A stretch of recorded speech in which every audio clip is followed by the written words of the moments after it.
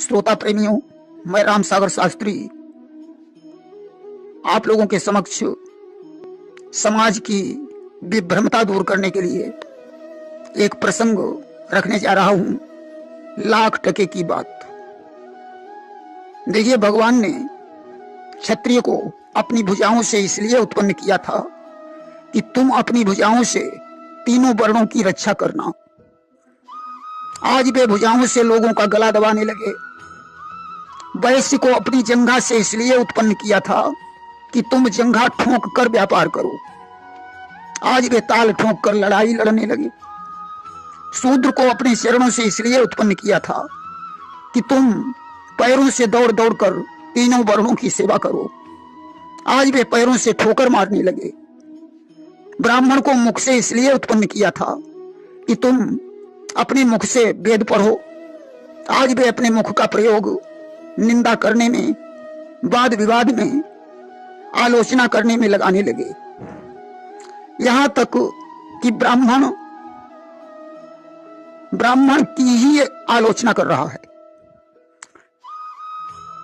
इन्हें ज्ञान नहीं है कि अगर हम किसी ब्राह्मण उपजाति की निंदा कर रहे हैं तो निंदा तो ब्राह्मण की ही हो रही है। जिस अग्नि की उत्पत्ति भगवान के मुंह से हुई, उसी मुख से ब्राह्मण की उत्पत्ति हुई।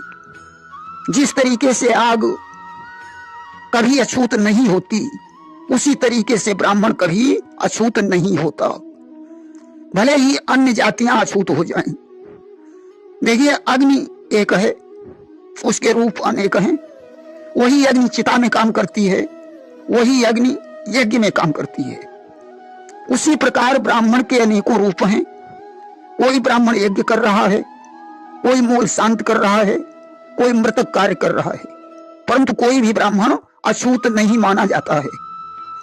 अर्थात ब्राह्मण चाहे मृतक का दान ले, चाहे मूल शांत का दान ले, चाहे भिक्षा का दान ले, चाहे ग्रहों का दान ले, दुष्ट व्यक्ति का दान नहीं लेना चाहिए। जैसे जल एक है, उसके रूप अनेक हैं। आकाश एक है, उसके रूप अनेक हैं। पृथ्वी एक है, उसके रूप अनेक हैं। उसी प्रकार ब्राह्मण जाति एक है, उसकी उपजातियां अनेक हैं। मंत्र ब्राह्मणों के अधीन हैं। ब्राह्मण मंत्र का अधिकारी है। मंत्रों के बल से ब्राह्मण लोगों को पवित्र करता है। ब्राह्मण तो अग्नि स्वरूप माना गया है। अग्नि कभी अछूत होती ही नहीं। जैसे अग्नि में पड़कर हर चीज स्वाहा हो जाती है, वैसे ही ब्राह्मण के पास दान जाने से उसके समस्त दोष जलकर स्वाहा हो जाते हैं। इसलिए ब्राह्मण भले ही मृतक कार्य का दान ले, मूल शांति का दान ले, परंतु अग्नि स्वरूप होने के कारण उसे कभी अछूत नहीं माना जा सकता। स्कंद पुराण में एक श्लोक आया है, सुवर्णम सर्वदैवत्यम सर्वदेवात्मको नला सर्वदेवात्मको विप्रः सर्वदेवमयो हरि। सभी देवता सोने में वास करते हैं। अग्नि सर्वदेवमय है, इसलिए वह सोने को शुद्ध करती है। और ब्राह्मण भी सर्वदेवमय है, इसलिए वह तीनों वर्णों को शुद्ध करता है। भगवान विष्णु सर्वदेवमय हैं।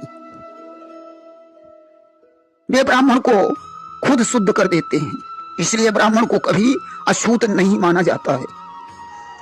भले ही वेद से जुड़ा हुआ वह कोई भी कृत्य करे, अशुद्ध नहीं माना जाता है। समस्त ब्राह्मण एक ही वृक्ष की शाखाएं हैं। समस्त ब्राह्मण ऋषियों की संतान हैं। ब्राह्मण उपजाति कुछ भी हो, परंतु जाति से सभी ब्राह्मण हैं। समस्त ब्राह्मण वेदों के अधिकारी हैं, इसलिए सभी ब्राह्मण पूजा पाठ अनुष्ठान कराने के अधिकारी हैं। मैं समस्त ब्राह्मण जात का हृदय से नंदन और अभिनंदन करता हूं। प्रेम से बोलिए वृंदावन बिहारी लाल की जय।